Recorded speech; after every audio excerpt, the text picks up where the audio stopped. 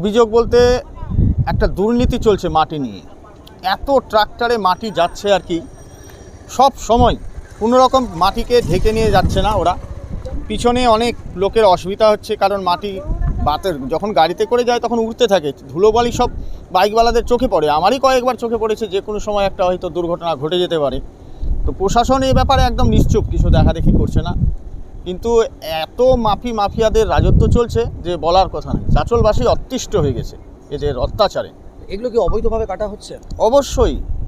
অবশ্যই এগুলোর কোনো বৈধতা নাই। ট্র্যাক্টরের আমার তো মনে হয় না যে ট্রলারের যেগুলো চলছে তাদের কোনো রকম লাইসেন্স আছে। মানে পয়সার বিনিময়ে প্রশাসনকে পয়সা দিয়ে এই কাজগুলো ওরা করছে। তো এটাতে আপনারা পথচারী হিসেবে কতটা সমস্যায় পড়ছেন? ভীষণ সমস্যা, কারণ যখনই রাস্তা দিয়ে যাচ্ছি সামনের দিক দিয়ে ট্র্যাক্টরগুলো মানে সেই দুরন্ত গতিতে যাচ্ছে, চোখে মুখে বালি পড়ছে, মাটি পড়ছে, অসুবিধা হচ্ছে, যে কোনো সময় অ্যাক্সিডেন্ট হতে পারে। এই ব্যাপারে প্রশাসন কোনো ব্যবস্থা নিচ্ছে না কেন? প্রশাসন নিচ্ছে না কেন এটা প্রশাসনই বলতে পারবে, তারা কেন নিচ্ছে না, কী কারণে নিচ্ছে না, এর পিছনে কি মানে চক্র চলছে।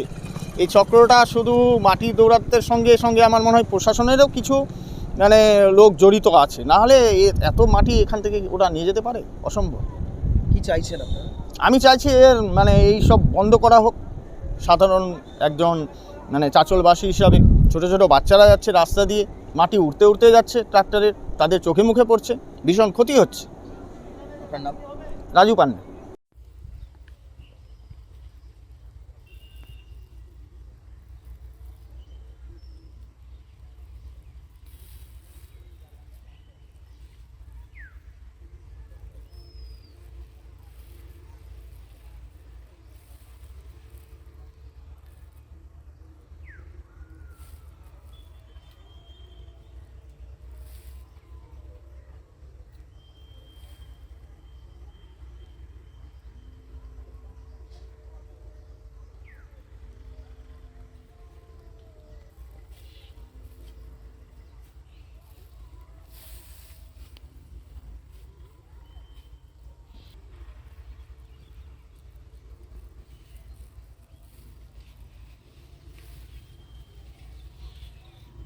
খবর আছে আমাদের গ্রামে একটা পুকুর খনন হচ্ছে, মাটি কাটা হচ্ছে।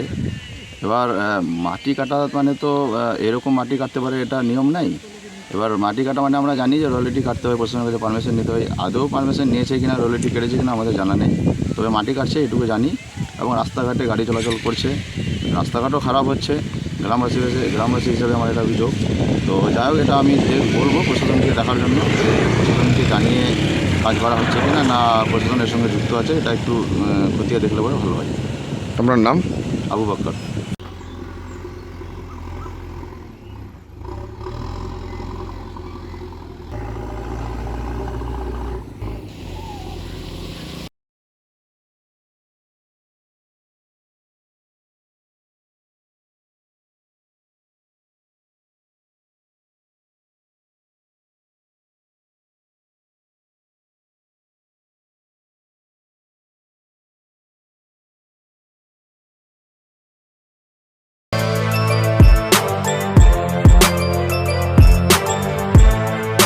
এখন অনেক বড় শ্রী লেদার্স হাওড়া ময়দান। আপনি কি জটিল কিছু সমস্যায় ভুগছেন, সমাধান পেতে চান? যোগাযোগ করুন প্রখ্যাত জ্যোতিষ ও তান্ত্রিক মনসারাম ভট্টাচার্যের কন্যা মনসা কন্যার সাথে। প্রখ্যাত জ্যোতিষ ও তান্ত্রিক মনসা কন্যা হাওড়া জানবাড়ি ও হাতিবাগানের নিজস্ব মন্দিরেও বসেন। যোগাযোগ 9830106967 আর 9239655323।